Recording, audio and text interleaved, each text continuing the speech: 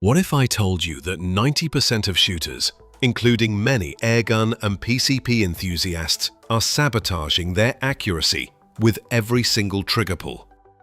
And what if I told you the fix is one simple adjustment you can master in literally 30 seconds? What you're about to see will change the way your groups look forever. Stay until the end. I promise, the last tip is a game changer. Today we're talking about pistols, yes, but specifically how this applies to airguns and PCP pistols, where low recoil exposes tiny mistakes and makes precision brutally honest. Whether you shoot small-bore competition pistols, field target PCPs, or a backyard plinking setup, the same invisible enemy wrecks your groups. We'll cover why your shots drift low and left if you're right-handed, the biomechanics behind that annoying milking motion, and then I'll walk you through 10 precision-proven adjustments, from stance to the one-move secret the champions used long before PCPs were cool. You'll get dry-fire drills, range drills, and the exact sequence to lock this into your muscle memory. Let me paint the problem. You're at the 10-meter or 25-yard line, stance dialed, sights aligned, breath steady. You squeeze and the pellet lands low and left. Again and again. Sound familiar? Good, because this is not a sight problem and it's not magic. It's human biology. The enemy, sympathetic movement. Our hands are built to grip. When you move one finger, like your trigger finger, the other fingers want to join the party. That's called sympathetic movement. In pistol work, that unconscious squeeze pulls the muzzle off target at the exact instant of pellet release. Airguns, with low recoil and long sight lines, punish that tiny motion. Imagine tugging a tent rope an inch and watching the tent pole swing. You see the displacement multiply downrange. That's your pellet. What you're about to see next will surprise you, especially if you've been told to keep a light grip. I studied what champions do, trained students who went from shotgun patterns to ragged one-hole groups and boiled it down to 10 steps. We'll count down from 10 to 1, saving the ultimate adjustment for last. Ready? Let's go. Before the hands matter, your feet do. Adopt a boxer-style stance, strong, foot slightly back, knees soft, weight forward into the grip. For PCPs and air pistols that have very predictable impulse, this stance turns your body into a shock absorber, not a floppy lever. If your balance is shaky, the hands will overcompensate. Ground yourself and the rest gets easier. Perfect sight alignment is non-negotiable. The top of the front sight must be level with the top of the rear, centered in the notch. Tiny deviations at the sight translate into big misses downrange. At typical airgun distances, a hair's error at the sight can become inches at the target. Focus on alignment, then on trigger control. Your eye can only focus at one distance clearly. For pistol accuracy, you must focus on the front sight. Let the rear sight and the target be slightly soft. I know your brain screams, look at the target, but the crisp front sight is your anchor. Trust it. Borrow a sniper trick and scale it for pistols. Take a deep breath, exhale roughly 1/3, then hold. That natural respiratory pause is your most stable moment. Break the shot there. Your chest motion is minimal and your hands settle.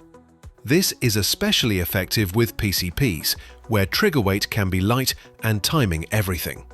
Forget dogma about use the tip. The key is a straight back pull that doesn't torque the gun. For some shooters, the pad of the finger works best. Others need the first joint for leverage on heavier triggers. Dry fire while watching your sights. If they move left or right during the pull, shift finger placement until the trigger tracks straight back. This simple test is a mirror that never lies. What you're seeing next is the part where most people stop, but you won't. This next adjustment is where we start to actually eliminate the milking. After the shot breaks, don't let the trigger slam forward. Hold it to feel and hear the reset. Then, Allow it out only to the reset point. This prevents trigger slap and shortens follow-up pull. In competition timing, that tiny saved travel can make follow-ups cleaner and faster. Practice this in dry fire strings of 50. You'll feel the rhythm. Take up the slack as you build your sight picture. Most triggers have an initial take-up before the wall. Prep the trigger during alignment, so you break the shot the instant your sights are perfect. Think of it like riding the clutch. You're ready the moment the RPMs meet the gear. This is especially useful on PCP single-stroke or two-stage triggers. The support hand isn't a passenger. Push with the heel of your support palm while the fingers pull back. Aim for roughly 60% of the grip pressure from the support side. Your strong hand controls the trigger. Your support hand stabilizes the barrel. This creates a vice-like lock that halves group size for many shooters. One-handed drills will expose if you rely too much on the support side, so practice both. Now we're getting into what separates the average shooter from the precision master. Don't just squeeze your pistol, torque it. Push forward slightly with your strong hand while pulling back with your support hand. These opposing forces create dynamic tension that locks the gun in place. Think of it as isometric stability, the same engineering principle that makes a suspension bridge rigid. Opposing forces create balance. Here's why it works. That micro-torque cancels muzzle rise before it begins. The forward push controls the slide or muzzle, while the rearward pull anchors the frame. The result is a muzzle that resists rotational movement at the instant the shot breaks. And if you're thinking, is that really necessary? Watch your next slow-motion recoil clip.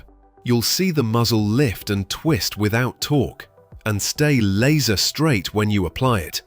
Alright, the one adjustment that transforms your accuracy instantly: the crush grip.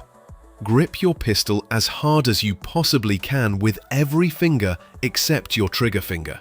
I mean, crush it. Like you're hanging off a cliff and that grip is the only thing between you and the fall. Why does it work? Because it defeats the biological flaw that ruins so many shots: sympathetic movement.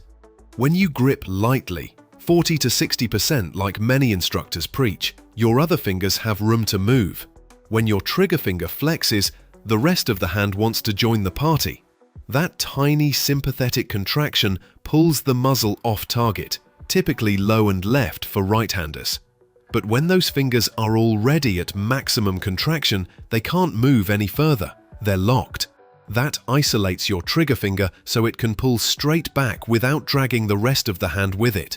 Try this right now.